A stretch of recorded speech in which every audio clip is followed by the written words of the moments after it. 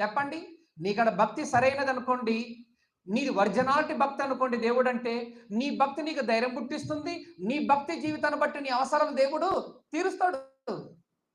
మరి వాని మీద ఆధారపడతావు, వీని మీద ఆధారపడతావు. ఆ! వానికేమో ప్రత్యేకంగా దేవుడేమో ప్రత్యక్షం అవుతుండా? వాడంతా మిమ్మల్ని మోసపరిచి, సమాజాన్ని మోసం చేసి, అత్యధికమైన సంపాదనలు సంపాదించి, వాడేమో రాజవుతున్నాడు, నువ్వేమో పేదవాడవుతున్నావు.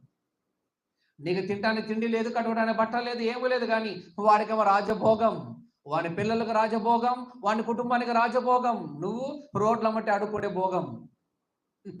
అలాంటి వారుగా చేస్తున్నారు మిమ్మల్ని. అలా ఆధారం చేసుకోకూడదు భక్తిని. దేవుడు అన్నది ఒకటే చెప్పిండు యేసుప్రభువారు. రహస్యమందు చూచుచున్న నీ తండ్రికి తలుపు వేసుకొని రహస్యంగా నువ్వు మొరపెట్టు, నీ ప్రార్థన విని నీ పరలోకమందున కన్న తండ్రి నీకు ప్రతిఫలం. మరి ఇంత క్లారిటీ